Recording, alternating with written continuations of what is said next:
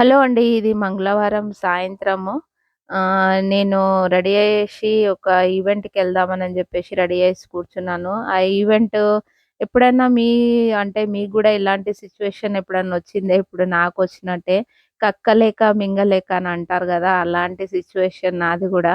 ఏదో మా ఆయన రమ్మన్నారు గదా! అని జెప్పేసి ఈవెంట్‌కయితే రెడీ అయిపోయినాను పోదామనేసి. అదొక ప్రైవేట్ ఈవెంటు. ఇదొచ్చేసి ఒక మాల్‌లో జేషిర్రు. అక్కడ క్రిస్మస్ ట్రీ మాత్రం సూపర్‌గా డెకరేట్ జేషిర్రు. ఎంత బావుందంటే అంత బావుంది.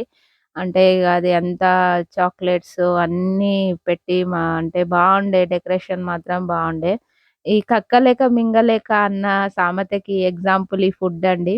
ఎందుకంటే నేను ప్యూర్ తెలంగాణ గనుక నాకు ఎక్కువ శాతం ఇలాంటి ఫుడ్ నేనెప్పుడు అంటే ట్రై జేషినాను. కాకపోతే ఏందంటే ఇది నాకు కొత్తగా అనిపిచ్చింది. ఇగ మా ఆయనతోటి వచ్చినాను గనుక ఏమి మాట్లాడలేను.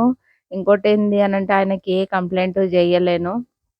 ఇది ఎట్లానంటే, అంటే ఒక రకంగా జెప్పాలి అనంటే, ఈ ఫుడ్డు తి తినాలి అనంటే మాత్రం కొంచెం రిస్క్ జేయాలి. ఎందుకంటే నేను పక్కా తెలంగాణ గనుక నేను కారం ఎక్కువ తింటాను. ఇదంతా అంటే ఇంకోటేందంటే పచ్చి కూరగాయలు నాకు తినడం ఇష్టం ఉండదు. కొన్ని కూరగాయలు మాత్రం తింటాను.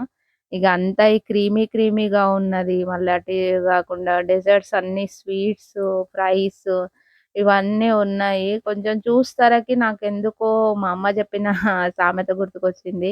కక్కలేక మింగలేక అనంటే ఇదే గావచ్చు. ఇగ మా ఆయన పక్కపొంటి కూర్చొనున్నప్పుడు మాత్రం ఏం మాట్లాడేకి అయ్యలేదు. ఎందుకంటే మనము ఒక అంటే ఒక ప్లేస్‌కొచ్చినప్పుడు ఆ ప్లేస్ తగ్గట్టే మనము ఉండాలి.